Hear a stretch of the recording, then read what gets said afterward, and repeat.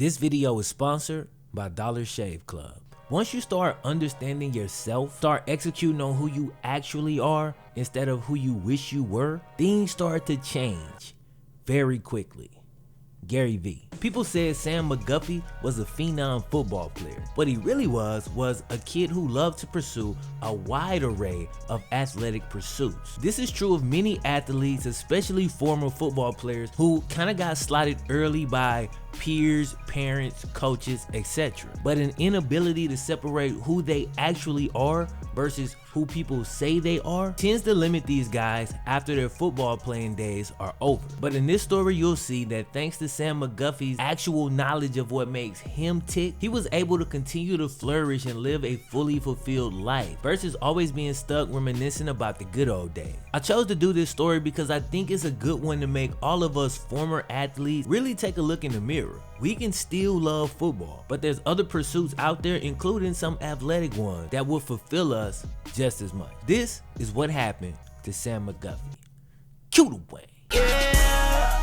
You'll never know quitter, 'cause I'ma go get her. As a kid, Sam McGuffie would try pretty much anything that had an athletic component to it. From the basics like football and basketball, all the way down the list to karate, surfing, BMX biking, you name it. Since at least 264 BC, people have been captivated by watching humans struggle and eventually fail or succeed in an organized test of strength, skill, will, etc. Consequences used to be a little bit higher for losing though. Still, the concept is pretty much the same. Sam fell in love with these challenges as a kid, but he wasn't content just watching. He wanted to participate in as many of these activities as possible. That's exactly what it did, and that helped to create a well-rounded athlete with speed, quickness, strength, and most importantly, balance. You know how you have some athletes who are quick, some athletes who are fast? There's a lot of athletes that can jump, but they're slow as hell. Sam McGuffie could explode in any direction, forward, back, laterally, and vertically. Well-rounded athlete. At 5'10", 180, he didn't have elite size for the running back position, but decent size nonetheless. As a junior in high school, he ran for over 3,000 yards and scored 44 touchdowns, as the kid was pretty much unstoppable. Following that junior season, Sam heard from a few schools about scholarship opportunities, but felt his recruiting wasn't moving fast enough, so he got a hold of his highlight tape from that fire junior season and made a trip over to his homeboy's house, Ben Onda. He strolled in and asked the 16-year-old Ben if he could splice together some of Sam's best moments from that junior season. You know, kind of transforming a bunch of game film into a legitimate highlight tape. That way people short on time or short on attention span could really take in kind of the gravity of what this dude had done. As a guy who edits for a living, trust me, editing together 44 touchdowns and 3,000 yards is gonna take a lot of time.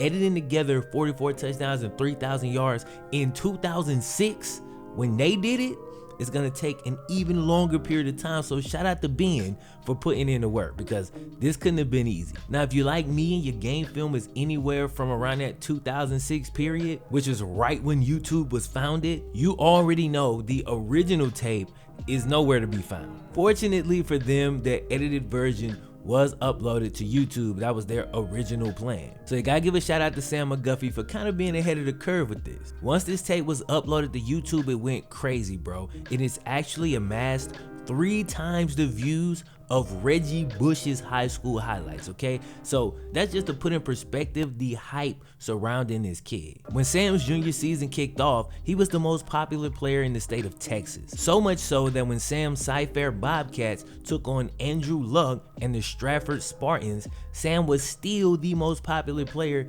in that game. Unfortunately, what would become a reoccurring theme for Sam would begin to rear its ugly head in that epic high school football showdown. Say it with me, injuries. Sam injured his ankle in that game, and not only that, but Andrew Luck went on to get the dub. Sam ended up missing several more games after that. His senior season didn't live up to the insane numbers from his junior year, but still 1,700 yards and 23 touchdowns is nothing to sneeze at. Sam would later admit that the flood of attention and expectations were pretty difficult for him to deal with. It's funny because that is how things work out. Like, Sam literally created the tape in order to create hype, and it worked almost too well. And now he's got new issues that he never saw coming. Funny how life works sometimes. You try to solve one problem and you create an even bigger problem.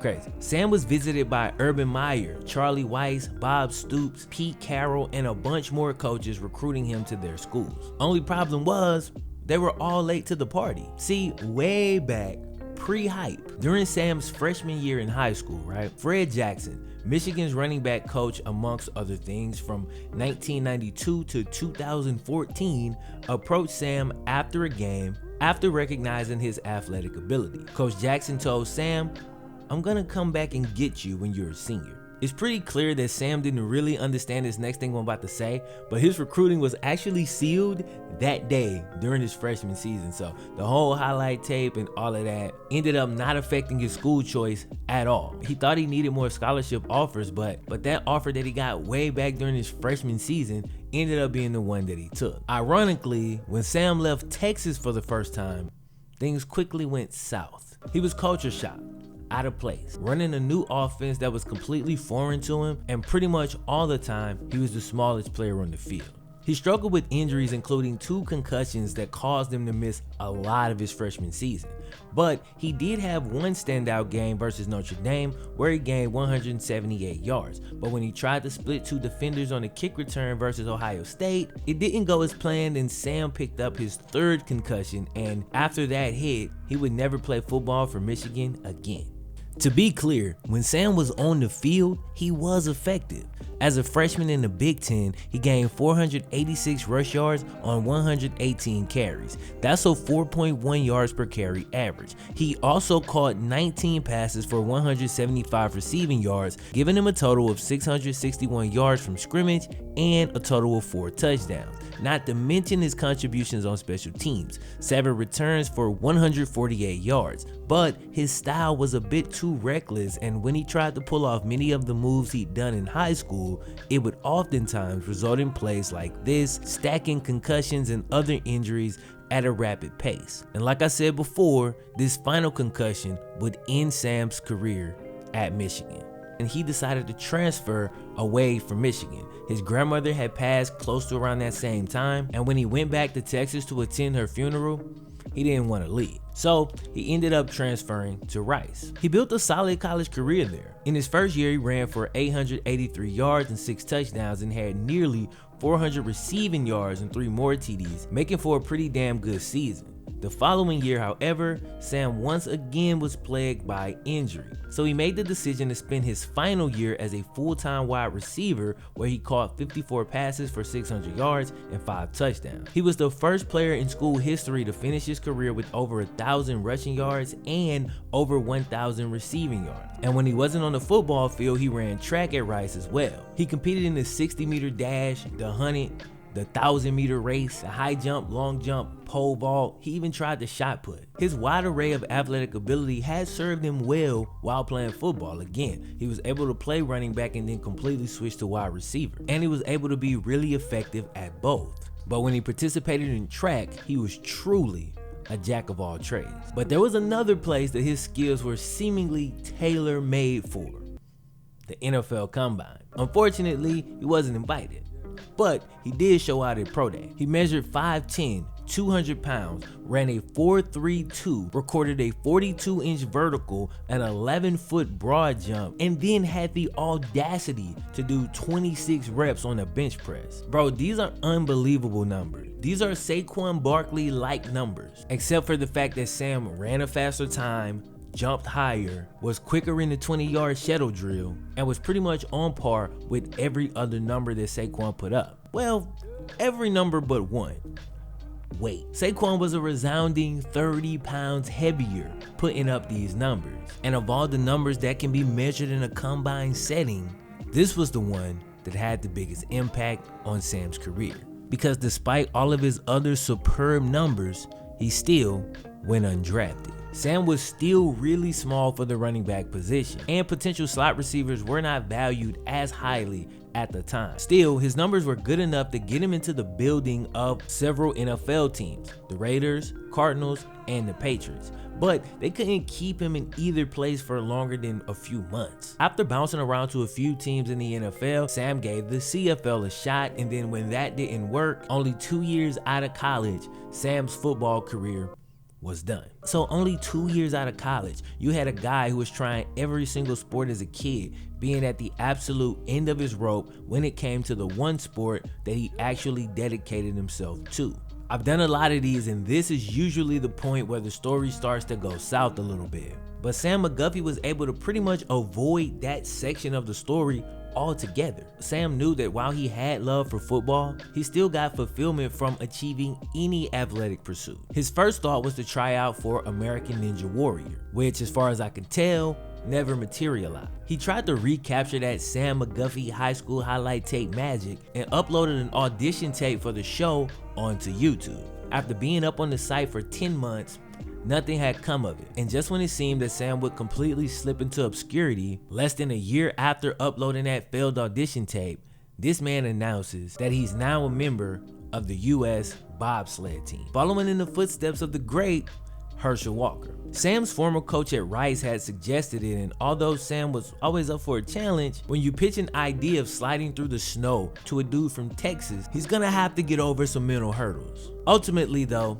Sam decided what the hell, he'd give it a shot. Once he got to the tryout, he was asked to push and race a sled on wheels. And with no training at all, thanks to his superior athletic ability, in a room full of guys who've been training for this constantly, Sam was able to come in second place just fresh off the street. This obviously impressed the coaches, and then when he had to do the 30-meter sprint, which is what they use to test your speed in bobsledding, I guess the runway is about 30 meters, Sam recorded a 3:48, which was actually faster than the time that Herschel Walker had recorded all those years back, and once he did that, he had a spot on the team. Only a few years after completely being done with football, Sam McGuffie competed in the 2018 Winter Olympics. And if this were a movie, then Sam would probably have gotten at least third place and gotten a medal, but it's not a movie, they finished ninth. Nonetheless, an interesting journey from Sam McGuffie, and at only 29 years old, the dude's not done yet. Today he's working on his MBA, holding a 4.0 GPA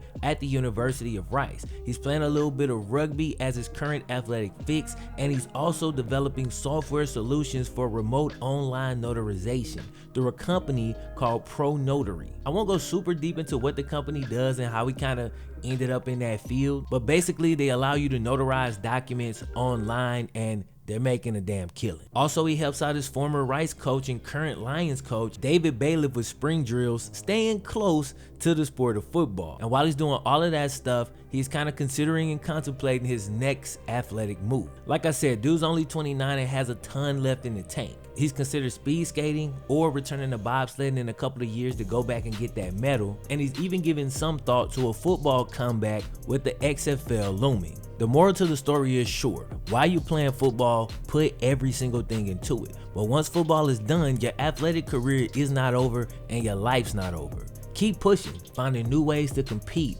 and eventually winning at the game of life. One. Yeah, you'll never know quitter, 'cause I'ma go get her.